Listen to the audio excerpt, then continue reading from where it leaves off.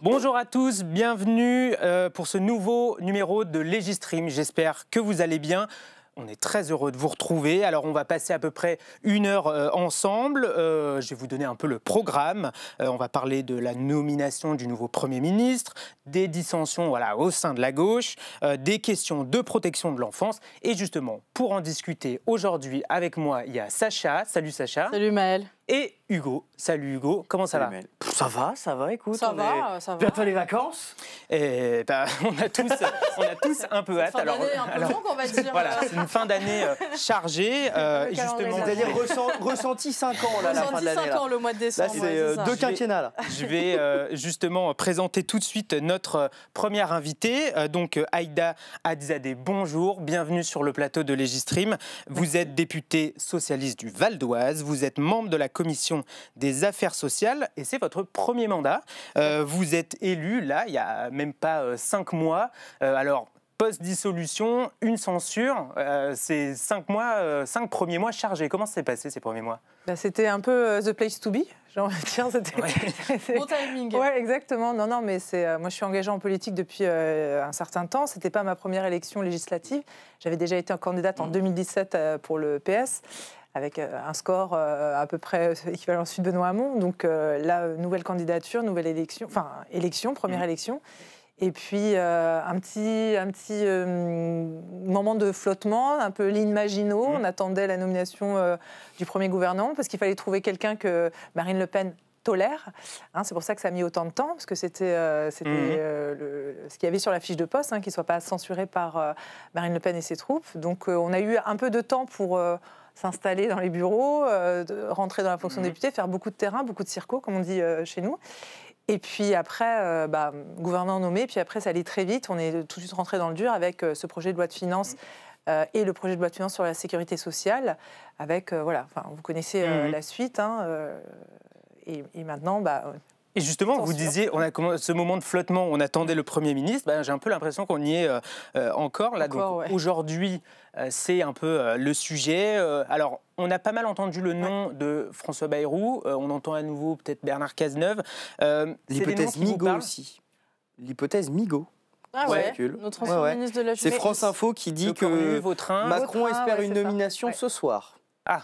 Oui. Après, ce qui est intéressant, c'est qu'entre la première phase de casting et celle-ci, il y a eu un petit bouger. On parle plus de la méthode. Oui. Et moi, ce qui m'a surpris, quand on a entendu Emmanuel Macron il y a quelques jours, le discours qu'il a tenu, je pense qu'il aurait pu déjà le tenir de manière aussi ferme en juillet dernier, à la suite de l'élection législative. Il a fallu attendre quand même 5 mois pour qu'il en arrive à dire qu'il allait gouverner sans le Rassemblement national.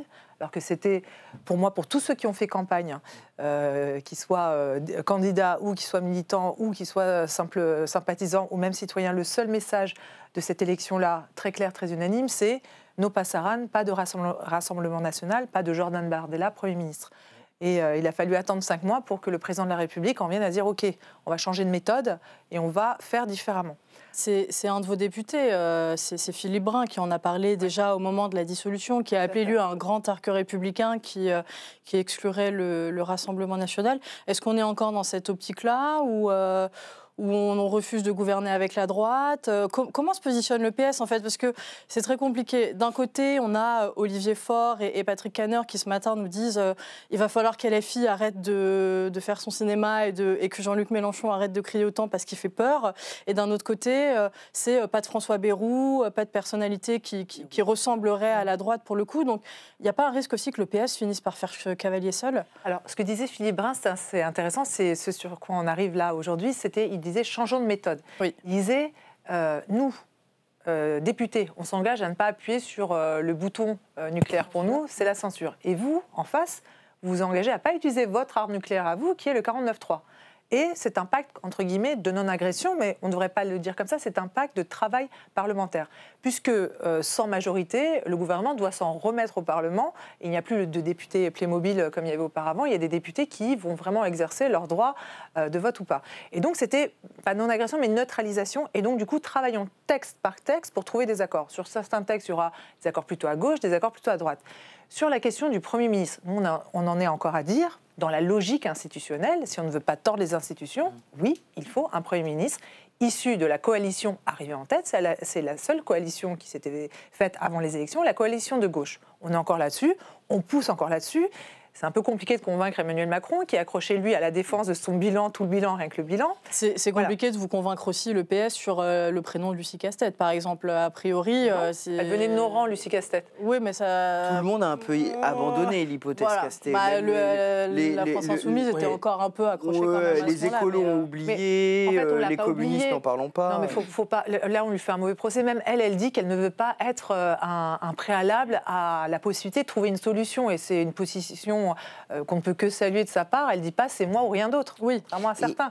Avant oui, je pense que c'est une question qui est importante de poser quand on reçoit un membre du PS. Vous êtes duquel PS? Est-ce que vous êtes du PS plutôt Meyer-Rossignol, Geoffroy? Vous êtes plutôt tendance Philippe Brun, plutôt tendance Olivier Faure, peut-être tendance Boris Vallaud, hein, peut-être tendance non, mais vous avez rejoint... Ou peut-être tendance Ségolène Royal qui a rejoint le parti. Moi, je ne sais pas, je suis ouvert. En fait, vous avez rejoint le PS en 2007, si je ne dis pas de bêtises. Ça. Et on a reçu plusieurs députés socialistes ici, dont Philippe Brun, qui lui était un déçu du Parti socialiste de François Hollande. Il prépare sa candidature, Philippe Brun. Il y a le congrès qui va arriver. Il prépare, en tout cas, il a lancé son mouvement, il fait une grande réunion dans 2 semaines, il avance quand même tranquillement vers une potentielle candidature.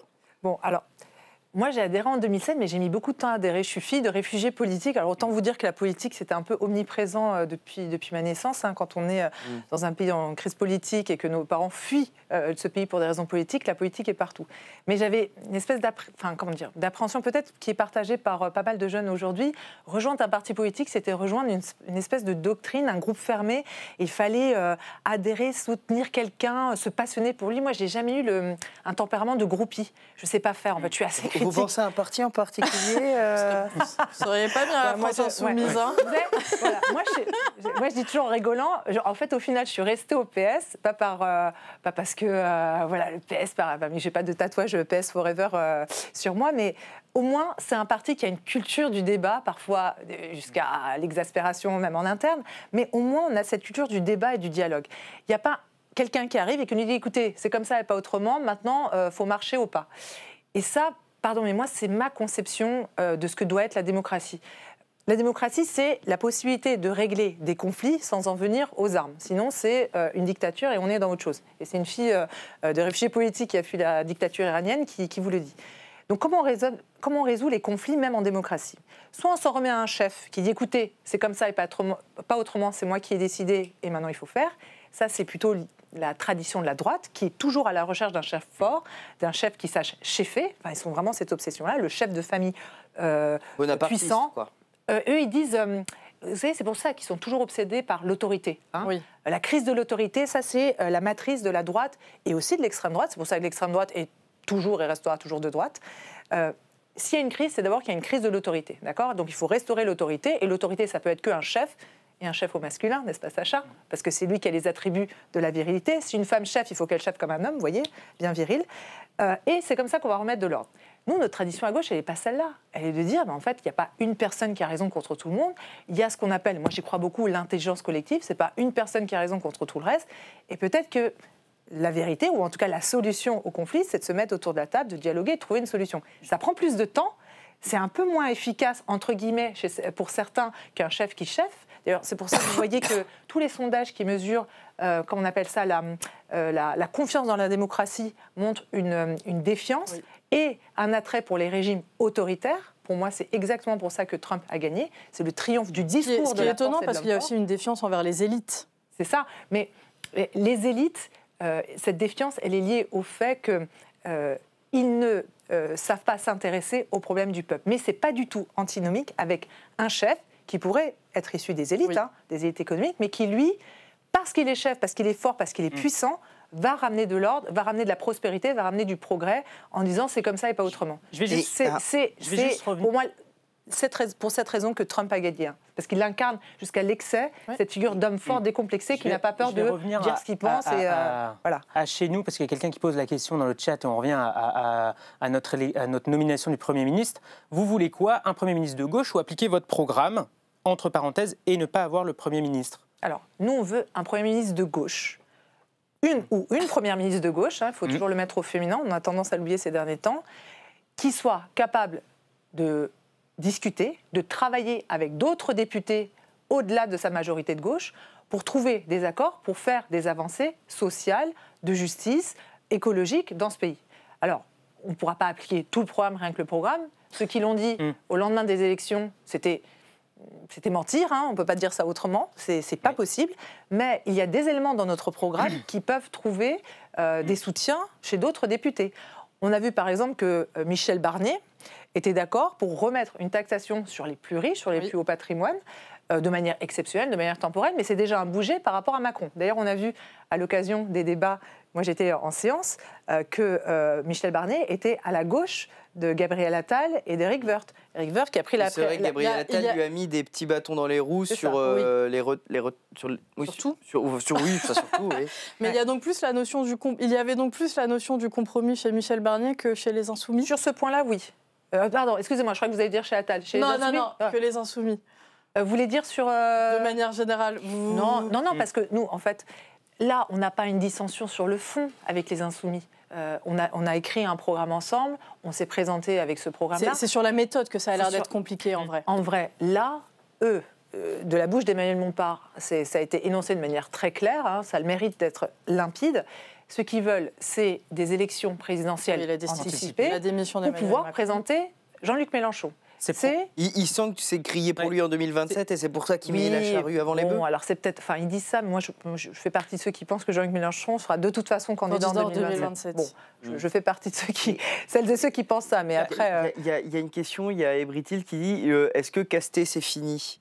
Non, Casté c'est pas fini. Pour paraphraser un chanteur bien connu. Là, je pense que ce qui est fini, en tout cas, Ebritil, c'est la recherche de la personne, de l'homme ou la femme providentielle avant de se poser sur une méthode. Nous, ce qu'on a poussé à l'Élysée, c'était une question de méthode. D'ailleurs, ça n'a pas suffisamment été souligné, mais c'est pas...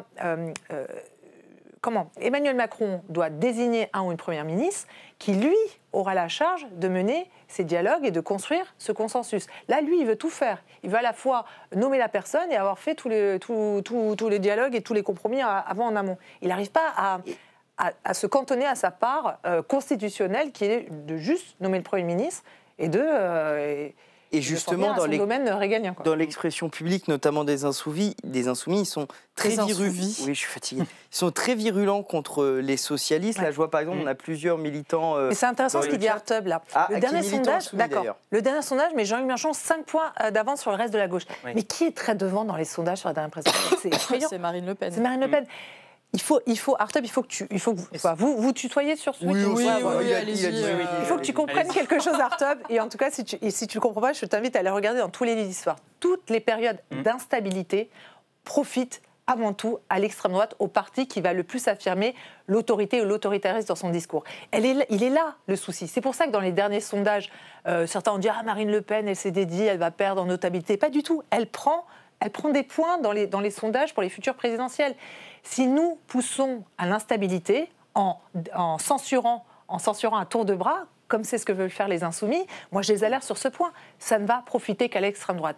Nous devons être focalisés sur une seule et même chose ici, c'est éviter que l'extrême droite n'arrive au pouvoir jamais dans ce pays. Et est-ce que vous pensez qu'avec la stratégie des Insoumis, vous n'arriverez pas à gauche à gagner ? Ah non, mais c'est avec cette stratégie d'Insoumis qui est de censurer, jusqu'à ce que peut-être un jour Macron démissionne, on fera monter l'extrême droite, ça j'en suis convaincue. C'est pour ça que moi je leur dis, attention les amis, attention, ce n'est pas la bonne stratégie, ça ne va faire que faire arriver l'extrême droite au pouvoir, parce que toutes les périodes d'instabilité, je vous invite à regarder, toutes les périodes de l'histoire, que ce soit en France ou à l'étranger, l'instabilité profite aux partis de l'ordre et de l'autorité, en tout cas ceux qui s'en réclament. Nous devons montrer à nos concitoyens que nous sommes aussi capables de garantir une stabilité et aussi permettre des avancées. C'est notre seul objectif. Et parce que Juan Castro, Flex, pose la question dans le chat en disant question, si le NFP a été élu sur un programme et que vous acceptez un poste de Premier ministre plutôt que d'appliquer le programme, n'avez-vous pas peur d'enterrer définitivement le Parti socialiste? Alors c'est très intéressant parce que le NFP, Juan Castro, c'est ça, dit qu'il a été élu sur un programme. Moi, je n'ai pas été élu sur ce programme. Mon élection de second tour, elle est liée au fait qu'il y a des gens qui ont voté à droite et qui sont venus voter pour moi pour faire barrage. Et je ne suis pas la seule. Donc nous n'avons pas été élus uniquement sur le programme, rien que pour tout le programme. D'ailleurs, moi j'ai une autre théorie, c'est que, mais bon, vous m'inviterez à une autre émission. La fille qui autoplacement. Mais revenez. Je reviendrai, c'est très sympa ici. Ça me plaît bien. Non, mais en plus, c'est beaucoup plus spacieux que nos bureaux. Moi, je suis dans les mais il est intéressant ce discours de lucidité parce qu'on entend beaucoup de la bouche des insoumis. On a été élus, on a gagné l'élection anticipée parce qu'on a fait barrage et on avait un programme en commun. La réalité, c'est aussi qu'il y a eu un barrage énorme. Allez, je vous fais un scoop parce que comme ça, vous serez obligés de me réinviter. Personne ne lit les programmes. Mais bien sûr. Les militants des insoumis. Les professions de foi, personne ne les lit. Personne ne les lit. Pourquoi les gens votent? Moi, je les lis. Ils votent pour ce que moi j'appelle une vision morale du monde, c'est-à-dire ce qu'ils pensent être bien, ce qu'ils pensent être mal. Les candidats qui arrivent à gagner, ce sont les candidats qui arrivent à porter de manière très claire, très forte, très convaincante cette vision morale du monde ou ce que moi j'aime appeler un grand récit. L'extrême droite est puissante en ce moment parce qu'ils ont un grand récit, malheureusement, qui marche. Leur grand récit, il est simple. Il y a trop d'immigrés, il faut moins d'immigrés. C'est un grand récit qui porte depuis plus de 50 ans, depuis, entre guillemets, que l'extrême droite est l'extrême droite. Ouais. Et les filles, ils ont aussi un grand récit qui est puissant, qui est très simple. Pourquoi ça va mal? Parce qu'il y a trop de riches, ça ira mieux quand il y aura moins de riches, qu'on les aura taxés ou qu'ils seront tous partis dans un changer de république. Exactement, voilà. Parti socialiste, moi, c'est ce que je pousse mon parti à faire en ce moment, c'est qu'il nous faut de nouveau un grand récit puissant, mobilisateur et, si possible, enthousiasmant, parce que c'est ça que nous, on porte à gauche. C'est pas la peur, c'est pas le chaos. Si vous votez pas pour nous, ça va être le chaos. C'est votez pour nous, nous pouvons changer. Et on a des éléments pour tramer ce grand récit. Et moi, j'encourage mon parti à ne pas tout de suite foncer tête baissée dans les programmes, à se dire, OK, les gens vont voter pour nous parce qu'on est sérieux, parce qu'on a un programme ultra détaillé. D'ailleurs, ça marche aussi à droite. Regardez Bruno Le Maire face à François Fillon en 2016. Ils sont 3000 pages. Exactement. Il a fait moins que Nathalie Kosciusko-Morizet. Aïe, aïe, ça, c'est un tag. Ça, je crois que c'est un tag dans le métier. Tag Bruno, si tu m'entends. Non, mais c'est hyper intéressant à comprendre parce que une fois, et d'ailleurs, même Jean-Luc Mélenchon le sait, une fois je l'avais entendu dire, il disait, mais il y a des gens qui viennent le voir dans la rue en disant, c'est super ce que vous faites, monsieur Mélenchon, continuez comme ça. Et il leur répond, il dit, mais quelle est la mesure de programme qui vous plaît? Et les gens me disent, on ne sait pas là vous répondre tout de suite, mais on aime bien le fait que vous teniez, que vous soyez intransigeant, que vous soyez combatif. C'est cette vision morale du monde qui fait que les gens votent. Ils reconnaissent en Jean-Luc Mélenchon le fait de tenir bon et d'être intransigeant. Qui pour la porter et aussi ce que vous dites par rapport au discours des Insoumis de Jean-Luc Mélenchon qui va dire le programme, rien que le programme. Du coup, comment est-ce qu'on peut qui peut porter? C'était une forme d'intransigeance. Ça veut dire tout le programme, rien que le programme. Jean-Luc Mélenchon qui fait de la politique depuis très longtemps, savait très bien ce qu'il faisait. En disant ça, il disait on va mettre Lucie Castet, elle va être censurée par les autres députés, et puis censure après censure, élection anticipée, et moi je pourrais me présenter. Et elle est là, la fin de l'histoire. D'ailleurs, merci à eux, ça a le mérite d'être très clairement dit par Manuel Bompard, c'est la stratégie. En fait, il n'y a pas de stratégie cachée. Donc, moi je pense vraiment... Oui, dans toute crise, il y a un moment de sidération. C'est ça, on est sidéré, on n'a jamais vécu ce qui s'est passé, on n'a pas de gouvernement. Bon, après, on pourrait se tourner vers les Belges, ils sont sortis bon an, mal an, bon, mettons. Et après, ça peut être aussi un moment d'accélération pour basculer dans autre chose. Ce fameux régime parlementaire que certains appellent de leur vœu, qui semble bien marcher dans d'autres pays, où ils arrivent à discuter, où ils arrivent à former des grandes coalitions. On n'est pas encore.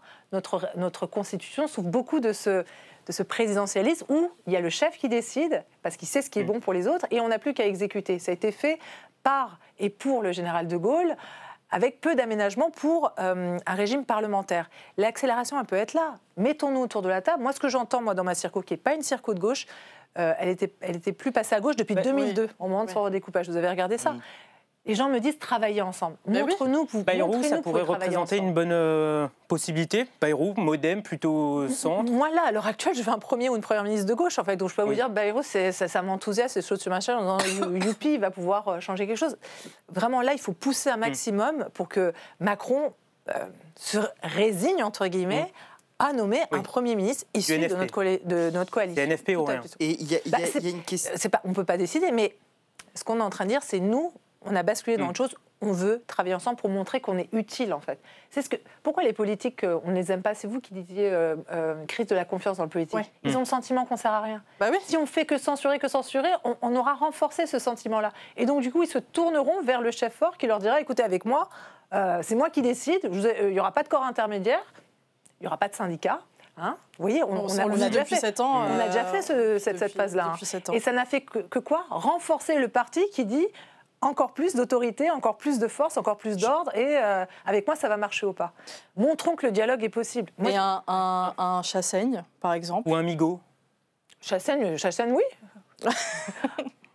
Est-ce qu'il en a envie, André Chassaigne, d'être Premier ministre? Je ne sais pas, invitez-le là, ça serait... Vu le personnage, je ne suis pas persuadée. Je ne le connais pas très bien. Une petite question sur la gauche, pardon. La NUPES a montré l'échec de cette coalition qui, pour le coup, on a deux visions de la gauche assez différentes, on a l'impression. Est-ce que le NFP... On sent déjà que c'est compliqué en ce moment. Est-ce que, pareil, ça va faire pouf comme la NUPES ou qu'est-ce qui manque pour que ces deux visions de la gauche, elles se réconcilient aussi?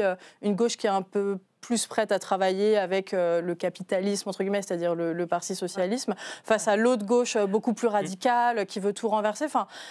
C'est ça aussi. Parfois, on a l'impression que c'est un accord un peu à contre-nature, en fait. Alors pour moi, le problème à l'heure actuelle, c'est pas deux gauches qui ont des idéologies différentes, puisqu'on s'est mis d'accord sur un programme. On a une dissension, une division sur la tactique ou la stratégie. La gauche et les filles, à l'heure actuelle, veulent censurer, jusqu'à ce que Jean-Luc Mélenchon soit le plus rapidement possible candidat à la présidentielle. La dissension, elle est là-dessus. C'est là-dessus, on ne veut pas la même chose. Sur 90%, même 98% de ce qui est écrit dans le nouveau programme du NFP, si ce n'est 100%, on reste d'accord, en fait. La division, elle n'est pas tant sur l'urgence des mesures à mettre en place que sur la tactique. Eux, ils sont persuadés qu'il n'y a que Mélenchon qui pourra permettre de réaliser 100% du programme du NFP. Là-dessus, on ne pourra pas être d'accord. Je vais être obligé de revenir, parce qu'il nous reste moins de 10 minutes. Ça passe vite. Rapidement, mais oui, il y a aussi ce sujet de la loi spéciale qui va être débattue demain en commission. Alors, rassure Juan Castro, je ne rentrerai pas au gouvernement. Même pour défendre les enfants placés. Sur les enfants placés, on en parlera juste après. Juste sur la loi spéciale, vous êtes un peu confiante sur l'avenir de cette loi spéciale et du budget qui arrivera derrière? Est-ce que vous la voterez, cette loi spéciale? La loi spéciale, elle a, si j'ai bien compris, je suis nouvelle députée, donc, et puis c'est une situation inédite, mais de ce que j'ai compris de mes autres collègues députés, c'est que c'est une loi qui allait permettre d'exécuter des dépenses courantes, comme payer les fonctionnaires, payer les profs, faire fonctionner nos administrations. Et donc oui, nous allons la faire passer, comme le projet de loi de finances de fin de gestion, là c'est ça, le PLFG, sur lequel nous nous sommes abstenus. Nous nous sommes abstenus, les socialistes, c'est ce qui a permis son adoption. Et pour le budget qui arrivera ensuite, ça va dépendre. Vous êtes confiante? Moi, je suis plutôt de nature pas confiante, mais j'ai envie de me dire que là, c'est une opportunité pour changer, en fait. On est descendu très bas. Alors, quand on est très bas, est-ce qu'on a deux solutions? Soit on remonte, soit on creuse. Donc, je me dis, j'ai une nature qui me dit, bon, on va peut-être pas commencer à creuser, mais on peut que remonter, on va se mettre d'accord. Il y a beaucoup d'amendements, vous avez suivi ça en observateur avisé, il y a beaucoup d'amendements dans le précédent projet de loi de finances qui ont été adoptés avec des coalitions gauche-droite, nous avec le MoDem a voté avec la gauche. Avec le MoDem, ils ont montré qu'ils n'étaient pas trop attalistes. C'est ça. Tout le monde a beaucoup d'espoir dans le MoDem. Et ça renforce la théorie Bayrou Premier ministre. Est-ce que vous avez fait des paris, c'est ça, entre vous? Joker. Sur le budget, il y a des craintes autour de l'impôt sur le revenu qui pourrait concerner plus de 380 000 foyers qui passeraient imposables. Est-ce qu'il y a des craintes autour de cette... Pour l'instant, tant qu'on n'a pas la couleur du prochain gouvernement, c'est difficile de vous répondre. D'accord. Et il y a un commentaire là qui est assez virulent contre le PS qui dit « Oui, le PS, c'est des traîtres par nature, c'est dans leur essence. Ils sont violents, insultants et méprisent le peuple. Ils ont tué notre camarade Rémi Fraisse. Leur politique libérale, El Khomri Macron, a tué les ouvriers entre 2012 et 2007. » Ça, c'est un membre de LFI qui est de l'Institut de la Boétie, donc l'école de formation des Insoumis. Quand des gens qui sont dans l'école de formation des Insoumis disent ça, vous, en tant que socialiste, membre du NFP, comment vous réagissez? Est-ce que finalement un accord n'est pas contre nature? Il y a écrit que le PS a tué Rémi Fraisse? Oui. Non, c'est tout en nuance. C'est ça. Écoutez, bon, c'est... On va juste, parce qu'il nous reste 5 minutes, il faudrait qu'on passe au dernier sujet, puisque vous êtes particulièrement engagé sur les questions des enfants placés. En ce moment, il y a une commission d'enquête sur les manquements des politiques de la protection de l'enfance. Vous dites qu'il y a de vrais dysfonctionnements aujourd'hui sur les politiques qui sont menées, notamment on parle beaucoup de l'ASE, de l'aide sociale à l'enfance. Qu'est-ce que c'est ces dysfonctionnements ? Alors, moi, je ne dis pas qu'il y a des dysfonctionnements, je dis que c'est la pire politique publique en France à l'heure actuelle. C'est un scandale d'État. Et on ne le sait pas, on ne le dit pas. Les associations féministes ont fait un travail formidable pour faire émerger une conscience nouvelle sur la prise de conscience collective sur les violences faites aux femmes. Cette prise de conscience collective sur les violences faites aux enfants, elle n'a pas encore eu lieu. Et il y a un lien, mais tellement fort entre les deux, que moi, je suis de celles qui... Tant que je serai engagée en politique, que ce soit à l'Assemblée ou dehors, je me battrai pour ça. Vous voyez, moi, ce qui me frappe dans le procès des viols, j'aime pas dire procès de Mazan, parce que c'est les procès des violeurs de Gisèle Pélicaud, c'est que la grande majorité d'entre eux, quand on regarde leur parcours, c'est des parcours de gosses qui ont été violentés, abusés sexuellement ou reçus des violences graves dans leur enfance. Si on arrive à pacifier le temps de l'enfance, à apaiser les familles, à faire de la vraie prévention, on fera aussi reculer les violences faites aux femmes dans la société, ça j'en suis convaincue. On a une ampleur du problème ? C'est encore plus grave que les violences faites aux femmes, pardon, je ne vais pas quantifier, parce que les violences faites aux femmes, c'est souvent dans la cellule familiale, vous voyez. Et le procès Mazan, ce qui arrive à Gisèle Pélicaud est scandaleux, c'est des êtres humains individuellement qui ont pris la décision de commettre ces crimes. Ce qui arrive aux enfants qui sont placés, c'est fait dans des institutions. Là, on parle de violences institutionnelles à des échelles qui sont inimaginables. Avant de venir vous voir, j'étais dans une audition en commission d'enquête où on auditionnait le directeur général d'une boîte d'intérim qui a monté une structure d'intérim pour recueillir des gamins qu'on dit incasables, qui ont des parcours de placement tellement cabossés, tellement heurtés, qui sont... Que l'institution qualifie même d'incasables, qui ne peuvent plus aller nulle part, et que les intérims viennent accueillir et viennent placer dans des conditions avec des gens qui ne sont pas formés, et qu'on embauche, on ne sait pas comment. On parle de quoi exactement ? Parce que les enfants placés, on parle des familles, des problèmes dans les familles, des problèmes, on pointait aussi parfois les éducateurs. On parle de quoi exactement ? En fait, dans cette politique, il n'y a rien qui va. Les chiffres sont là pour le prouver. C'est pas moi tout d'un coup qui me dit « Ah là, c'est grave ». Si vous prenez tous les chiffres, et on manque d'ailleurs de chiffres, on manque de statistiques. C'est une politique dont tout le monde s'en fiche. Les enfants ne votent pas et les familles de ces gamins ne votent pas. Donc voilà, on peut faire ce qu'on veut. Pourtant, ça indigne les citoyens quand on en parle. C'est même la philosophie qui ne va pas, en fait. Ces gamins-là, on appelle ça aide sociale à l'enfance. Comme si c'était des nécessiteux. C'est des gamins qui n'ont plus leur famille pour les protéger. Donc ça doit être quoi ? Ça doit être une politique qui doit faire deux choses, qui doit mettre à l'abri de manière urgente des populations parmi les plus vulnérables de notre société, des gosses qui n'ont plus leur famille pour les protéger. Et deuxième chose, on devrait parler d'une politique de suppléance familiale. Moi, j'ai 2 enfants. Quand je compare ce que je peux donner à mes enfants par rapport à ce que ont ces enfants-là, c'est quoi ?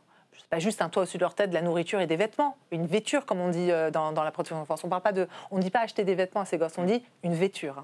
Ils ont même un vocabulaire à part. On ne parle pas de partir en vacances, on parle de transfert. Mais tout est abominable. Moi, mes gosses, je leur donne de l'affection, de l'attachement. Ils peuvent s'attacher à ma figure, une figure de confiance qui les rassure, pour qu'ils puissent se projeter de manière sereine dans l'avenir et n'avoir leur esprit occupé que par une seule chose, bien grandir et s'épanouir et vivre leur vie d'enfant. Les gamins placés n'ont pas cette sécurité morale et affective. Il y a un gamin de 4 ans dans le Nord, le département du Nord est un des plus sinistrés. Les travailleurs sociaux du Nord... Il y a des questions de placement dans les hôtels, notamment. Oui, il y a des placements dans les hôtels partout. Dans ces hôtels. Oui, les placements en hôtel sont interdits par la loi Taquet. Le décret d'application a tardé 2 ans à être pris et il n'est pas complet parce que le décret d'application dit qu'on peut changer l'étiquette sur les hôtels sociaux, on peut les appeler autrement et puis pouf, ça marche, on peut placer quand même ces gamins-là. Il n'y a rien qui va. Dans le Nord, il y a un gamin à 4 ans. Il a connu 10 placements différents à l'âge de 4 ans. C'est des bombes à retardement. On ne le sait pas assez, mais les frères Kouachi, c'était des gamins de l'ASE. C'est mon portable. Pas de souci. Les jeunes du direct. Je crois qu'on m'appelle pour On me dire... était tous en train de regarder nos téléphones. C'est peut-être des militants et des filles qui m'appellent pour m'engueuler, ou alors des présidents ou Macron qui vous appelle pour devenir Premier ministre. Mais ça, c'est des... Pardon, excuse-moi, c'est des manquements qu'on observe spécifiquement depuis le début de la présidence Macron, où ça fait des dizaines et des dizaines d'années que ça s'accumule et qu'on n'a jamais vraiment eu une politique publique claire et sur ça. L'ASE, c'était la DAS avant, juste pour les gens qui nous écoutent. Et la DAS, la grande différence, la DAS, c'était au niveau national. Il y a eu la loi de décentralisation en 82 et la compétence sociale a été transférée au département. C'est là où que la DAS est devenue l'aide sociale à l'enfance. De ce que j'ai compris, moi, dans la commission d'enquête, dans différentes auditions, c'est qu'au début, pendant 10 ans, dans certains départements, il y a eu une espèce d'âge d'or de l'aide sociale à l'enfance. Beaucoup de moyens mis, beaucoup de réflexions sur la pédopsychiatrie, tous ces éléments-là. Et comme on est rentré dans une période de crise budgétaire, c'est les premiers budgets sur lesquels on va rogner tout ça. Alors, les départements disent, mais non, on met davantage d'efforts. Vous avez commencé sur le département du Nord, qu'est-ce que vous disiez? Enfin, vous étiez coupé sur les frères. En fait, le niveau d'ambition pour ces gamins-là, il est au sol. La barre est au sol. C'est même pas qu'il y a un niveau d'ambition qui est contestable, c'est effroyable. Il y a des... Je vous dis, c'est un scandale d'État. Il n'y a pas d'autre mot. Et moi, j'aimerais, vous voyez, il y a beaucoup d'internautes qui nous regardent. Je sais que vous avez des communautés jeunes, des communautés en plus très mobilisées, très militantes. Engagez-vous sur le sujet de la protection de l'enfance. Il y a des choses à faire. Vraiment, les associations féministes, elles ont réussi à faire bouger des choses. Elles ont créé même des nouveaux concepts, des nouvelles images mentales. Quand j'étais jeune, on parlait de crime passionnel. Aujourd'hui, les gamines, elles grandissent en sachant ce que c'est qu'un féminicide. Ça, c'est une victoire des associations féministes. Il faut que l'infantisme, c'est une notion sur laquelle se battent des associations de protection de l'enfance, elles émergent. C'est le vol ou le viol de l'enfance, en fait. Et le niveau de violence institutionnelle dans la protection de l'enfance, il est sans commune mesure avec... Par exemple, on a beaucoup parlé de la violence institutionnelle de la police. Je vous assure, c'est rien en comparaison. Je vous donne juste un dernier élément. Les gamins de l'ASE, à 18 ans, l'État leur dit « je te dois plus rien ». La porte, c'est là. Allez, si tu me convaincs que ton projet professionnel il tient la route, je te signe tous les 3 mois ou tous les 6 mois, ce qu'on appelle un contrat jeune majeur. Moi, j'ai des gosses. Est-ce qu'à l'âge de 15 ans, je vais commencer à leur dire « écoute, moi, à 18 ans, je te dois plus rien, la porte est là. Tu seras autonome, tu vivras ta vie. Bonjour, au revoir. Dans quel état je les mettrais? Avec quelle angoisse ils grandiraient? On a beaucoup parlé de l'angoisse de Parcoursup. Je pense qu'on peut juste un tout petit peu se mettre dans la tête de ces jeunes-là qui vivent dès l'âge de 13, 14, 15 ans avec l'idée qu'à 18 ans, ils vont se retrouver seuls et que tout le monde va les oublier. Moi, c'est une parole que m'a dit un gamin. Merci beaucoup, Aïda Hadizadeh. On est désolé, là, le temps a fini. Bravo pour avoir prononcé correctement mon nom. Écoutez, c'est mon travail. Il a bien travaillé avant. C'est mon travail. Il était en répète avec le bâton dans la bouche tout à l'heure. On va suivre ce sujet de la protection de l'enfance puisque la commission d'enquête se poursuit. Merci beaucoup d'avoir répondu à nos questions. Je vais être obligée de vous demander de laisser la place au prochain invité. Merci beaucoup en tout cas. C'était un plaisir. Merci beaucoup. Et donc, on va accueillir tout de suite notre prochain invité qui rentre. Bonjour. Charles Rodwell. Merci pour votre invitation. Et je vous en prie. Député, je vous en prie. Député Ensemble pour la République des Yvelines, membre de la Commission des Finances, qui est un peu au cœur de toutes les attentions actuellement. Alors, donc, je vais le redire pour le chat qui suit un peu le déroulé de l'émission. On va parler donc évidemment de la nomination du nouveau Premier ministre, de la loi spéciale sur le budget. On va parler impôt sur le revenu. Du coup, Charles Rodwell, aujourd'hui, on entend beaucoup alors le nom de François Bayrou, plutôt. On a eu un peu de Cazeneuve. Voilà, il y a plein de noms qui ont circulé. Pour vous, ce serait un profil intéressant, François Bayrou, par exemple? Je crois vraiment qu'avant de se poser la question de qui, il faut qu'on se pose la question de quoi, en fait, pourquoi faire. Je ne sais pas si c'est le sentiment que vous avez. D'ailleurs, je lisais quelques commentaires intéressants sur le chat que vous avez. Aujourd'hui, on a le sentiment qu'on ne sait pas tout à fait dans quelle direction on va emmener le pays du fait de la crise politique dans laquelle on est. Et donc je crois que ce qu'on doit d'abord et avant tout aux gens, et notamment à ceux qui nous écoutent, c'est de savoir quelles sont les décisions qu'on va prendre, donc, quelles sont les politiques qu'on va pousser, quel est le projet qu'on veut pousser pour la France. Et donc comme il n'y a pas de majorité aujourd'hui à l'Assemblée, il y a des trucs sur lesquels on va devoir renoncer de travailler. C'est pas facile à dire. Il y a des sujets qu'on va devoir laisser de côté parce qu'on n'est pas d'accord entre nous. Mais il y a des sujets sur lesquels, pour le coup, on est d'accord, ou sur lesquels on peut trouver des compromis. Et donc là, le tout est de savoir avec qui on trouve des compromis, et c'est ce qui va déterminer le Premier ministre. Mais comme quoi, par exemple, un sujet qui pourrait permettre de rassembler le plus largement possible je vous prends un exemple, le sujet qu'évoquait à l'instant un collègue, sur les violences faites aux enfants, sur cette question qui est honnêtement explosive dans notre pays. Il y a beaucoup de choses qu'on a fait depuis 7 ans, mais on a été battu aux élections législatives en juillet dernier, c'est bien parce qu'on n'a pas tout réussi. Et voilà peut-être un sujet sur lequel on n'a pas réussi depuis 7 ans. Voilà un sujet, s'il est porté par les socialistes, et notamment par ma collègue, voilà un sujet sur lequel on peut évidemment se mettre d'accord pour faire avancer la cause ensemble. Par contre, il y a d'autres sujets qui sont, sur lesquels on ne peut pas faire des compromis qui seraient des compromissions. Justement, il y a quelqu'un qui pose la question dans le chat. Alors, c'est quoi la position d'ensemble pour la République, pour une prochaine majorité? Quels sont les points d'accord et lignes rouges possibles avec la gauche? Alors, la question est fondamentale. Nous, on a quelques lignes rouges qui sont importantes. La première, c'est que nous assumons de porter une politique économique qui est fondée sur plus d'emplois. Depuis 7 ans, on n'a pas tout réussi, mais s'il y a bien une chose qu'on a réussi, c'est de permettre à nos entreprises, notamment, de recréer près de 3 millions d'emplois en France. Et ça, ce n'est pas qu'un chiffre. Ça veut tout simplement dire qu'il y a 3 millions de vies de gens et leurs familles qui ont changé parce qu'ils ont retrouvé un travail. Et nous, on pense, mais on peut être en désaccord, nous, on pense que si on a pu permettre à nos entreprises de recréer 3 millions d'emplois, c'est parce qu'on a baissé le coût du travail. Donc on a baissé certains impôts et on a baissé certaines, ce qu'on appelle des cotisations. Donc ce que vous et moi, sur notre fiche de paye, on verse à la collectivité pour financer nos retraites, la santé et beaucoup d'autres choses qui sont concernées par la protection sociale. Voilà un sujet sur lequel on a un vrai désaccord avec les socialistes, qui veulent augmenter les impôts, qui veulent augmenter les cotisations, c'est leur droit. C'est un des engagements aussi qu'ils ont pris vis-à-vis de leurs électeurs dans les dernières élections législatives, mais sur lequel on n'est pas d'accord. On y reviendra peut-être après. Un deuxième sujet sur lequel on est en désaccord, c'est le sujet de la sécurité, c'est le sujet d'autres sujets régaliens, je pense à la réforme pénale, de la justice, à la question de l'immigration, qu'il faut qu'on tranche avant de se mettre d'accord dans un futur gouvernement. Pardon, vas-y Hugo. Non, et justement, c'était une question que j'avais dans mon chat par rapport à cette ligne politique-là, vous concernant vous. Bon, la question est un peu cash, mais vous êtes chez EPR parce que Zemmour n'a pas voulu de vous, parce que vous êtes trompé de porte ou parce que vous êtes des faux centristes facho-compatibles? Parce que c'est vrai, quand on regarde votre discours sur les réseaux sociaux, vous êtes plutôt pro-Javier Milei, qui est d'extrême droite, libertarien. Vous avez un discours assez fort sur l'insécurité, etc.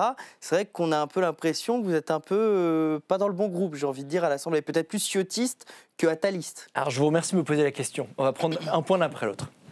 L'immigration. Oui, parce qu'il y a des gens qui demandent une clarification. C'est un sujet qui concerne, 80% des Français qui nous disent quelle est votre position sur l'immigration. Quand on écoute LFI, on peut être en désaccord. Moi, je considère que leur discours est démago, mais ils ont un discours qui est très clair, qui est de dire on veut plus d'immigration. Certains disent une immigration de masse, parce que la France est créolisée. On peut être en désaccord, mais le discours est clair. Celui du RN, pareil. Moi, je suis en désaccord profond avec ce que porte le RN, mais quand le RN dit on veut une immigration zéro pour éviter le grand remplacement, mais on peut être pour, on peut être contre. Mais c'est un sujet qui touche directement les gens. Donc vous croyez, nous, vous reprenez l'élément de langage du grand remplacement, c'est une théorie à laquelle vous croyez? Non, au contraire. Non, c'est une question. Non, la seule chose que je vous dis, c'est que nous, notre discours dans le bloc central, on a du mal à être clair sur ce qu'on veut sur cette question. On dit il faut régulariser, mais en même temps contrôler nos frontières, mais en même temps plus de rétention administrative, mais en même temps expulser, mais en même temps contrôler les visas étudiants. On n'est pas clair dans ce qu'on veut dire. Et donc moi, je pense que le seul moyen pour nous, Bloc Central, d'être crédibles sur notre ligne, c'est non pas d'évacuer le sujet, mais d'en parler. Et de poser les sujets de l'immigration sur la table, et de ne pas avoir peur de cliver, comme clive parfois le RN, et comme clive parfois LFI, deux projets politiques que je rejette. Moi, ce que je pense, mais on peut être en désaccord avec moi, c'est que je pense qu'il faut une immigration choisie, qui est fondée sur le travail, pour répondre aux besoins des Français. C'est ce que fait un peu la Macronie depuis notamment la guerre en Ukraine. On a accueilli les Ukrainiens réfugiés à raison. On en a accueilli des centaines de milliers et on a un peu plus de mal à accueillir des gens qui viennent d'Afrique du Nord ou des Syriens. C'est ce qui est en train de se passer en Europe par rapport aux Syriens, aux réfugiés politiques, où on leur dit maintenant que le régime de Bachar al-Assad est tombé, vous pouvez rentrer chez vous. C'est quand même un peu violent. Pardon, mais je me permets juste de répondre. Je ne pense pas qu'on puisse dire... C'est votre droit, mais moi, je ne partage pas du tout votre avis là-dessus. En l'occurrence, aujourd'hui, on accueille un peu plus de 500 000 personnes par an sur le territoire français. Donc on ne peut pas dire, à mon avis, mais on peut être en désaccord, qu'on accueille personne autre que des Ukrainiens. C'est pas vrai. Les chiffres, d'ailleurs, le montrent. Je dis qu'on les accueille plus facilement, plus facilement et dans des meilleures conditions que les autres. Je ne crois pas, et je respecte votre point de vue, mais je ne crois pas. Moi, tous les maires qui accueillent des réfugiés, des personnes immigrées qui viennent d'ailleurs, soit pour travailler, soit dans le cadre du regroupement familial, soit dans le cadre de l'asile, quel que soit leur statut, on accueille bien les gens. Mais moi, ce que je pense, et on peut être en désaccord, c'est que comme on accueille 500 000 personnes par an, on les accueille mal. Et moi, ce que je pense, le discours de vérité, que moi je pense qu'on peut porter, mais on peut être en désaccord, c'est de dire qu'il faut accueillir moins pour accueillir mieux. Mais donc comment on choisit les gens alors? Parce qu'ils ont des compétences qu'on n'a pas? Est-ce que c'est des réfugiés politiques? Oui, les gens dans le chat posent la question aussi, immigration choisie, qu'est-ce que c'est? Prenons les différents éléments. L'asile, par exemple. Il y a des personnes qui viennent de pays qui, honnêtement, sont dans une situation absolument dramatique. Et je crois que la France, son honneur est d'accueillir, à travers l'asile, des réfugiés de ces pays-là. Il y a aussi ce qu'on appelle une liste de pays sûrs. C'est une liste qui est définie par l'Union européenne, de pays qui sont considérés comme sûrs, et pourtant on continue d'accueillir par l'asile des personnes qui viennent de pays sûrs, qui ne sont même pas qualifiées par nous, qui sont qualifiées par une agence indépendante qui s'appelle l'OFPRA, et par l'Union européenne. Moi, je considère, par exemple, qu'on peut accueillir peut-être par le biais de l'asile moins de personnes qui viennent de pays sûrs pour permettre d'accueillir toujours des réfugiés qui viennent de pays qui sont en crise politique. Prenons un deuxième point. C'est un sujet important, donc je me permets juste de continuer sur ce On va revenir sur... Prenons les visas étudiants. Chaque année, on accueille des milliers d'étudiants sur le territoire français. Ils sont comptés dans les 500 000 entrées dont vous parliez. Il faut oublier qu'elle est sortie aussi, ça représente tout. Non, mais le sujet est important. C'est la même chose, parce qu'on accueille des milliers d'étudiants dans des filières où on sait bien que dans ces filières-là, il n'y a pas d'avenir pour ces personnes-là pour travailler en France. Et tout le paradoxe, c'est qu'il y a des filières où on aimerait, où nos entreprises, où les gens, où nos maires, où nos élus, où nos associations nous demandent d'accueillir plus d'étrangers dans certaines filières, je pense aux filières d'ingénieurs par exemple, et où on ne donne pas la possibilité d'accueillir plus d'étudiants venus de pays étrangers pour contribuer à la richesse nationale. Donc moi, par exemple, voilà un deuxième sujet qu'on peut ajuster. Troisième point. Pardon. Justement, j'allais dire, il y a quelqu'un qui pose la question aussi dans le chat en disant vous êtes plus proche de Marine Le Pen que du NFP sur ces questions migratoires. Serait-il vraiment prêt à avoir un Premier ministre de gauche, donc ouvert à la question migratoire, plutôt qu'un Bruno Retailleau ou Éric Ciotti? Moi, je vais être franc avec votre interlocuteur, et je comprends qu'il se pose la question, mais moi, je me fous de la position de Marine Le Pen ou du NFP. Moi, je considère que, et je mets pas tout le NFP dans le même panier. Donc je vais dire, je me fous de la position de LFI ou du RN. Moi, je considère que les deux projets qu'ils proposent sont parfaitement opposés, mais ils ont le même point commun, c'est qu'ils sont inapplicables. Ils ne sont pas souhaitables pour notre pays. Moi, ce que je souhaite par contre, c'est que du coup, à partir du moment où on a dit ça, on ne peut pas juste se contenter de dire « Bon, je rejette le projet du RN, je rejette le projet de LFI, par contre, je ne propose rien. » Moi, je pense qu'au contraire, le seul moyen d'être crédible, c'est de proposer un projet politique aussi sur l'immigration. Et d'occuper le sujet par un nouveau projet de loi, parce qu'il y en a déjà eu un. C'est Bruno Retailleau qui disait là encore projet de loi, il faudrait. Là encore, la vérité, c'est que sur le projet de loi... non, mais là, elle est intéressante, la question. C'est comment on fait pour porter ce projet. La question, c'est que de toute façon, il va y en avoir une loi. Et c'est ce que tous les hommes et femmes politiques refusent de vous dire. La 50e en 25 ans... Mais alors là, je vais rebondir sur ce point-là, parce que là, vous avez 100% raison. Pourquoi il y aura une loi ? Parce qu'on a voté le pacte asile-immigration à l'échelle européenne. Non. Mais pourquoi? Pas que. Non, au contraire. On a l'impression qu'il y a quand même une course. Est-ce que je peux juste finir sur ce point? Allez-y. On a voté à l'échelle européenne le pacte asile-immigration. Et voilà une vraie différence entre nous et le RN. Le RN dit on ne peut gérer le sujet migratoire qu'à l'échelle nationale, à l'échelle française. C'est leur droit. Moi, je suis en désaccord fondamental avec ce point. Je considère qu'on est beaucoup plus crédible si on négocie et si on arrive à contrôler ces flux à l'échelle nationale et aussi à l'échelle européenne. Raison pour laquelle on a voté le pacte européen asile-immigration. Mais ça demande une chose, c'est qu'ensuite chaque pays européen et chaque peuple en Europe l'adopte dans sa propre législation. Si on veut vraiment que le pacte asile-immigration à l'échelle européenne soit mis en application, il faut que chaque pays européen l'ait mis dans son droit avant juin 2026. Et il y a certaines dispositions qui ont été votées à l'échelle de l'Europe qu'on peut prendre à travers des décrets, donc des décisions de ministres, mais il y a aussi certaines décisions qui ont été prises à l'échelle européenne qu'il faut inscrire à travers la loi. Donc soit on le fait de manière détournée, comme on le sait si souvent bien le faire, par une loi sur la sécurité ou une loi sur la santé, et on met un petit bout d'immigration, soit on assume d'avoir une loi immigration en disant on affronte le problème. Et moi, je trouve que c'est beaucoup plus sain qu'on fasse une loi sur le sujet, qu'on soit d'accord ou pas. Maintenant, le point que vous indiquez sur les 30 lois en 30 ans, mais vous avez 100% raison. Et le résultat aujourd'hui, c'est quoi? C'est que les gens nous disent qu'ils ne sont pas satisfaits. Qu'ils soient sur la ligne de LFI ou qu'ils soient sur la ligne du RN. Ils ne sont pas satisfaits. Mais pourquoi? Parce qu'on n'a pas expliqué quel était notre projet politique. Qu'est-ce qu'on veut faire? Si on vote juste des trucs, sans expliquer la vision qu'on a derrière. Est-ce qu'après ces temps on n'est pas lisible, vous vous retrouvez juste nulle part? Alors ça dépend des sujets. C'est-à-dire que moi, là, en même temps, je me souviens quand je suis arrivé ici à l'Assemblée il y a 10 ans en tant que stagiaire. Stagiaire puis collaborateur parlementaire d'un député LR. Et on était en 2015 et 2016. Et à l'époque, à l'Assemblée nationale, la gauche était fracturée entre les frondeurs, qui étaient anti-européens et anti-libéraux, si je résume, et la gauche de François Hollande, qui était plus la gauche de droite européenne. Et la gauche de gauche. Ouais. J'entends ce que vous dites. Et donc, il y avait d'un côté Montebourg, Filippetti et Benoît Hamon, souvenons-nous, et de l'autre, il y avait Bernard Cazeneuve, Manuel Valls et Emmanuel Macron.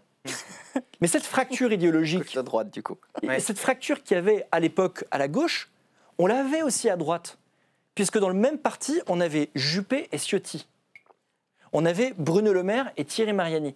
Donc ça ne pouvait pas tenir debout. Et donc quand on parle en même temps, ça veut tout simplement dire qu'il y avait plein de choses sur lesquelles on était d'accord avec Emmanuel Macron. Et donc quand Emmanuel Macron a été élu président de la République, il a dit ça fait 3 ans que vous me dites dans les arrière-boutiques de l'Assemblée que vous êtes dans le fond d'accord avec beaucoup de choses de ce que je fais.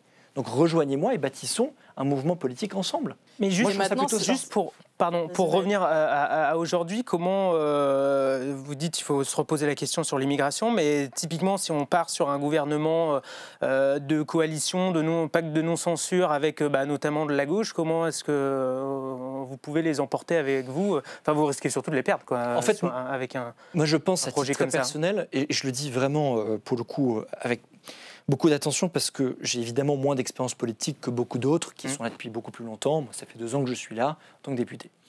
Je pense que le seul moyen de s'en sortir, c'est pas de faire du centrisme mou. C'est de faire des propositions radicales. François Bayrou, Premier ministre, ça ne vous convainc pas? Mais là encore, tout dépend de ce qu'il propose. Désolé, j'ai entendu centrisme mou et vu François Bayrou. Tout de suite Bayrou. Je vous laisse le commentaire. Je ne suis pas tout à fait d'accord parce que parce que vous voulez être ministre. Non, honnêtement, je crois que quand vous êtes à l'Assemblée depuis 2 ans, il faut avoir un petit peu d'humilité. Et du coup, pas de centrisme mou, qu'est-ce que ça veut dire? Je pense qu'il faut une proposition radicale par famille politique, par groupe qui participe. Donc si on prend le PLS et les LR, il faut que chacun ait une victoire, une grande victoire. Si par exemple le PS demande, je vous dis peut-être des bêtises, mais si le PS dit, moi pour rejoindre le gouvernement ou la coalition, je veux qu'il y ait 2% de notre PIB qui soit dédié à la décarbonation. Effort sans précédent. Ou alors la proposition de ma collègue qui me donnait, je veux que la grande cause nationale du prochain gouvernement, ce soit la petite enfance, les violences faites aux enfants, notamment aux enfants placés. Et je veux qu'à la fin de ce qu'on arrive à faire, dans 1 an ou dans 6 mois, on ait une grande loi votée sur ce sujet pour traiter le problème. Et donnons-leur la victoire politique et on s'engage tous à les soutenir. À l'inverse, et après je vous promets, je suis un peu bavard parfois, si les LR nous disent, écoutez, moi ce qui compte beaucoup pour moi, c'est la question de renforcer la sécurité des gens, la sécurité des Français. Donc j'ai besoin d'une loi pour renforcer la sécurité des Français avec tel sujet, tel sujet, tel sujet. Nous, on va aller voir les socialistes en leur disant, c'est peut-être difficile pour vous. Et encore, il y a les socialistes, beaucoup d'entre eux sont d'accord sur cette question-là, il faut leur demander. On leur dit, on donne cette victoire au LR, mais vous aurez votre victoire sur la transition écologique ou sur la petite enfance. Et pareil pour nous. Et je pense que c'est beaucoup plus sain de se mettre d'accord sur 3, 4, 5 objets, pas plus, mais qu'on s'engage auprès des Français en disant, on ne s'occupe pas du reste, c'est compliqué à dire, on ne s'occupe pas du reste, mais on se met d'accord pour traiter. Et Gabriel Attal, il vous suivrait là-dessus? Ah, ça, il faut lui demander, mais je pense que oui. Et donc, on est sur un arc républicain qui irait du PS, vous excluez la France insoumise, aux Républicains. C'est là où je vais peut-être pas forcément me faire des amis, mais moi, la France insoumise, ça fait depuis 2 ans que je les entends remettre en cause la rafle du Veldiv. Je les ai entendus dire que le Hamas était un mouvement de résistance. C'est quoi cette histoire sur la rafle du Veldiv? Mathilde Panot, qu'est-ce qu'elle a dit? Mathilde Panot, août 2022. Elle a écrit dans un tweet, elle l'a dit à l'Assemblée. Elle a comparé Macron au maréchal Pétain. On a eu Olivier Dussopt assassin. On a eu Madame, comment elle s'appelle, la députée européenne, Rima Hassan, qui expliquait que les attentats du 7 octobre étaient des actes légitimes, c'est le mot qu'elle a employé. En qualifiant quand même le Hamas de groupe terroriste. Après des mois et des mois et des mois. Donc moi, pardonnez-moi, mais je considère que c'est un groupe qui ne fait pas partie du champ républicain. Vous êtes pour l'interdiction de LFI? Non, évidemment que non. La raison, pourquoi est-ce que je suis pour l'interdiction de LFI? Contre. Contre l'interdiction de LFI. Je suis contre l'interdiction de LFI, comme je suis contre l'interdiction du RN. Pourquoi? Parce que le seul moyen de gagner des combats politiques, c'est à travers les urnes. Je vous prends un exemple. Moi, je ne suis, et je l'ai dit publiquement, je trouverais regrettable que Marine Le Pen soit rendue inéligible. Comme je trouverais regrettable que Mélenchon ou que Bayrou ou que qui que ce soit d'autre soit rendu inéligible. Pourquoi? Mais tout simplement parce que le seul moyen de combattre l'extrême gauche ou l'extrême droite, c'est de gagner le combat dans les urnes et gagner le combat politiquement. Alors, on va vérifier le tweet de Mathilde Panot. Oui, elle avait démenti. Elle a dit il y a 80 ans, les collaborationnistes du régime de Vichy ont organisé la rafle du Veldiv. Donc, difficile de parler de négationnisme. Et elle dit ne pas oublier ces crimes. Ouais, enfin, qu'elle a nié le Veldiv. Elle a remis en cause la manière dont la rafle du Veldiv s'était passée. Et vous êtes quand même d'accord là-dessus? Moi, je trouve que ces propos sont choquants. Mais on peut ne pas être d'accord. Qu'est-ce qui est factuellement faux dans les collaborationnismes du régime de Vichy ont organisé la rafle du Veldiv? Ça, c'est le premier point. Dans la régie, vous avez dit elle a nié. Vous avez dit elle a nié. Alors, je reviens à ce que je dis, elle n'a pas nié. Par contre, elle a nié la manière dont s'était passé le Veldiv. Et d'ailleurs, vous savez, parce que ça avait fait une polémique à l'Assemblée nationale en août et en septembre. Le nombre de polémiques à l'Assemblée est un peu... Celle-ci est grave quand même, me semble-t-il. Donc, un débat. Je crois qu'elle est... non, moi, ça me semble grave comme polémique. Mais Mathilde Panot, elle s'est expliquée juste sur ce sujet en disant qu'elle ne mettait pas de signe égal entre les deux. Et j'allais juste poursuivre, parce qu'il nous reste 8 minutes. Le temps passe trop vite. Ouais. On clôt juste ce chapitre-là parce qu'on voulait quand même parler de la loi spéciale, qui est quand même un gros morceau aussi, qui est examinée demain en commission. Vous faites partie de la commission des finances. Vous l'avez voterez ou pas cette commission, cette loi spéciale? Oui, je la voterai. Et d'ailleurs, je pense que l'ensemble des groupes politiques vous ont dit que soit ils la voteraient, soit ils s'abstiendraient. Ça me semble important parce que c'est la loi qui nous permet, au-delà de nos débats politiques, d'assurer un minimum en fait de services publics. Donc de valider la rémunération des fonctionnaires, la protection sociale, le fait que nos hôpitaux puissent être accompagnés. Mais soyons francs, ça ne résout pas toutes les questions. Oui, il y aura des conséquences derrière sur le fait de ne pas avoir de budget, de voter cette loi spéciale, mais pas avoir de budget derrière. C'est quoi les conséquences concrètes en fait? Prenons des exemples concrets. Très bien. Dans le budget qui a été censuré, il y avait 3 milliards d'euros qui étaient assurés pour nos armées, pour commander le futur porte-avions, pour accompagner un soutien à l'Ukraine et pour financer les technologies qui permettent d'assurer nos défenses. Ce budget est tombé. Prenons un autre exemple. Il y a une partie du financement de nos EHPAD, qui sont des EHPAD associatifs, qui aujourd'hui n'est pas assurée. Il y a 750 millions d'euros de budget pour le ministère de l'Intérieur pour 3 types de budgets, la sécurité des gens, le contrôle aux frontières et le budget de l'intégration, pour les personnes qui rentrent sur le territoire français, qui n'est pas assuré. Voilà des exemples concrets qui montrent que ce qu'il s'est passé à l'Assemblée lorsqu'on a censuré le gouvernement, c'est grave. Je suis pas en train... Moi, je rejette, je n'ai pas voté la censure, et chaque député peut s'expliquer qu'il l'ait voté ou non. Je ne suis pas en train de remettre en cause le droit de voter la censure. En revanche, ce que je remets en cause, c'est les partis politiques qui expliquent que ça n'a aucune conséquence. Oui, mais vous jouez à contrario un peu sur la peur des gens en disant ça va être le shutdown, on va se retrouver comme aux États-Unis, ce qui n'est pas vrai non plus. Alors, j'ai jamais parlé de shutdown. Non, enfin, je dis dans le groupe Ensemble pour la République. Alors, je pense que vous pourrez prendre nos déclarations. Je pense qu'on a fait très attention sur ce point-là, de dire pas de shutdown, parce que ça aurait été mentir de dire qu'il y aurait un shutdown.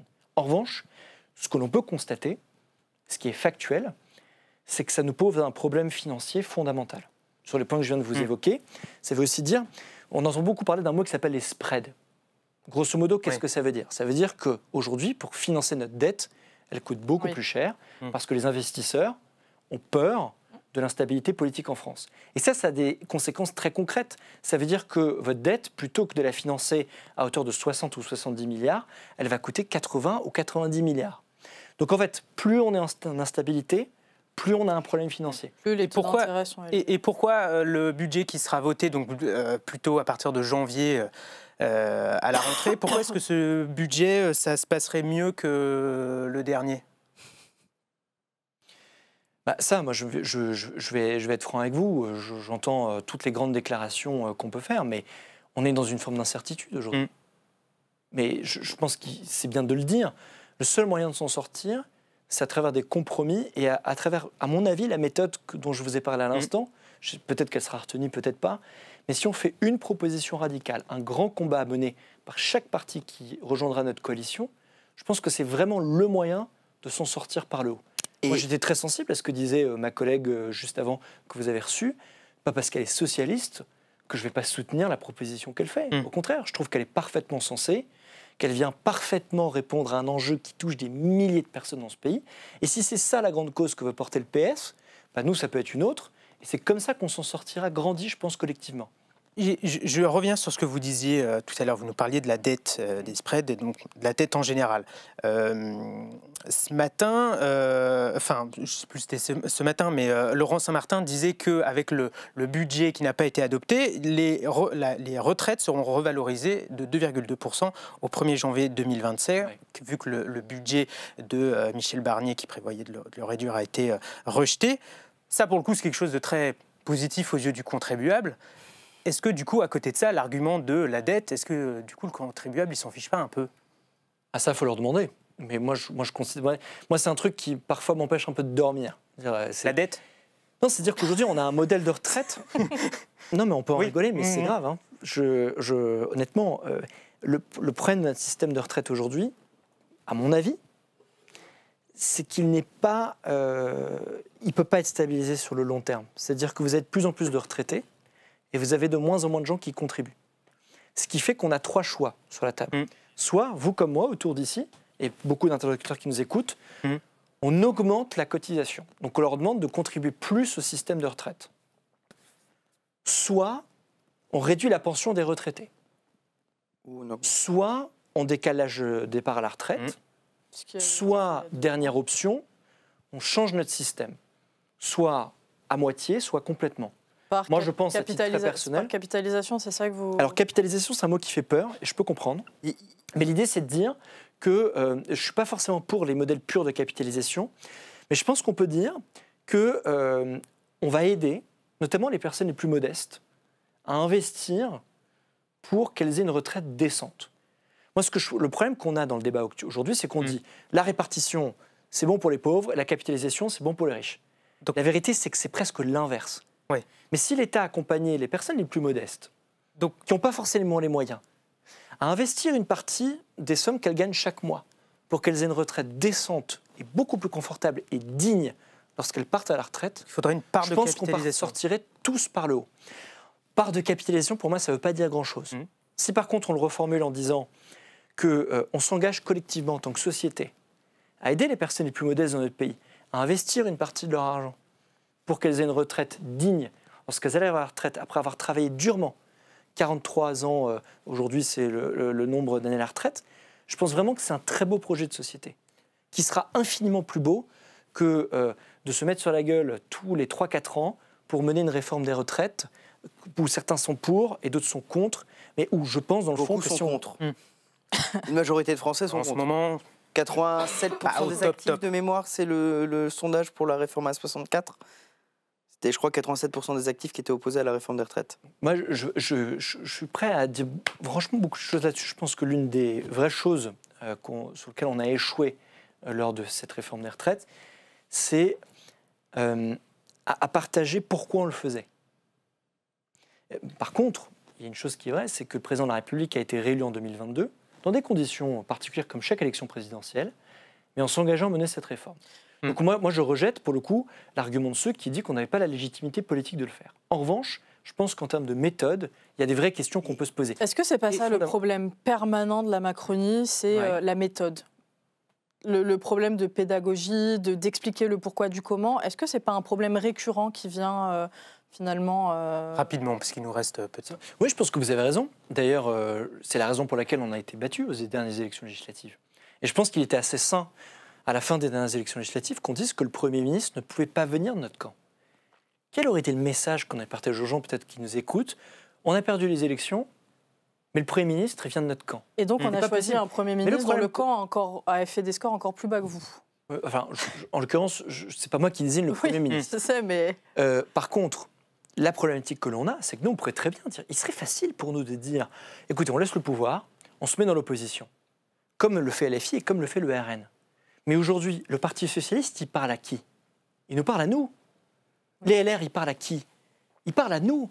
Ce serait beaucoup plus simple pour nous, politiquement, de nous dire, vous savez quoi, on a perdu les élections, donc on se fout dans l'opposition, et nous, on est contre les impôts, on est contre le coût du travail, donc on ne bosse pas, vous vous débrouillez avec la situation politique. Comme le fait aujourd'hui LFI et le RN.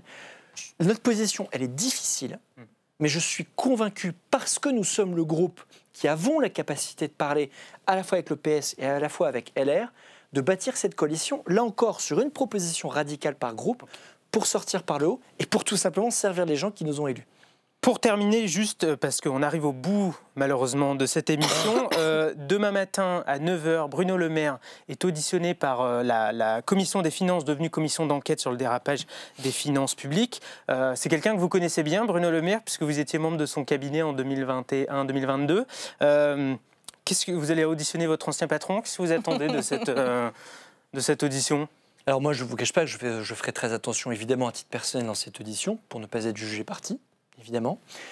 Par contre, je pense que cette commission d'enquête sur les finances publiques est une excellente occasion de rétablir la vérité des faits.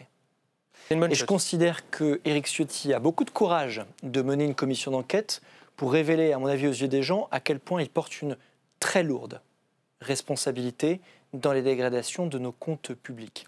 Lorsque Bruno Le Maire a proposé un budget d'économie en 2024, il y a un an, qui s'y est opposé? La gauche, c'est son droit. Éric Ciotti. Lorsque nous avons retiré les dispositifs d'urgence, 16 milliards d'euros en janvier dernier, qui s'y est opposé? La gauche, Éric Ciotti. Lorsque nous sommes sortis des dispositifs énergie, 10 milliards d'euros, en février dernier, qui s'y est opposé? La gauche, Éric Ciotti. Lorsque nous avons proposé un projet de loi de financement à l'époque républicain, qui pilotait une partie du groupe, qui avait beaucoup de mal d'ailleurs, pour des raisons qu'on connaît, parce qu'il n'a pas toujours été cohérent sur ses prises de position. Lorsque nous avons proposé un projet de financement rectificatif, sujet un peu technique, mais qui permet en fait de refonder notre budget au printemps dernier, qui s'y était opposé? La gauche et Éric Ciotti. Donc je pense que c'est un excellent moment, cette commission d'enquête, pour rétablir la vérité des faits de qui a dégradé les comptes. On n'est pas parfait. Mais évidemment qu'on a contribué à la dégradation. Je vous rappelle quand même qu'on a traversé la crise Covid et que lorsque nous avons proposé d'injecter 350 milliards d'euros dans l'économie, il y a eu un vote unanime à l'Assemblée nationale. Tant mieux. Lorsque nous avons proposé de protéger les Français face à l'explosion des prix de l'énergie, il n'y avait pas grand monde pour s'y opposer. En revanche, à chaque fois qu'on a voulu faire des économies, on a une bronca, un branle-bas de combat pour nous faire tomber. Et donc, je crois vraiment que la question des finances publiques est une responsabilité qui est partagée. Et il y a une chose que j'attends de cette commission d'enquête, c'est de voir comment réellement on peut rétablir les comptes. Oui. Eh ben, écoutez, merci beaucoup, parce qu'on est déjà au bout de l'émission. On va suivre, on va voir ce qu'en pense Éric dès demain. Dès demain, 9h, sur LCP. Je suis pas d'accord. Je pensais qu'il y avait votre chat. Eh bien non, c'est une trahison dans laquelle tout le monde tombe. Le chat... Comme quoi, c'est réussi. Il est là. Non, c'est très réussi. Voilà, les masques tombent, le chat n'est pas vraiment là sur le plateau. Écoute, merci beaucoup en tout cas, Charles Rodwell, d'avoir participé à l'émission, et à tous ceux qui nous ont suivis, merci aussi d'être là. On se retrouve la semaine prochaine, même heure, sur la chaîne Twitch de LCP à 16h30. Ce sera cette fois-ci présenté par Valérie Brochard. Merci Sacha, merci Hugo, et à la semaine prochaine tout le monde. Salut à tous. À la semaine prochaine. Ciao, ciao.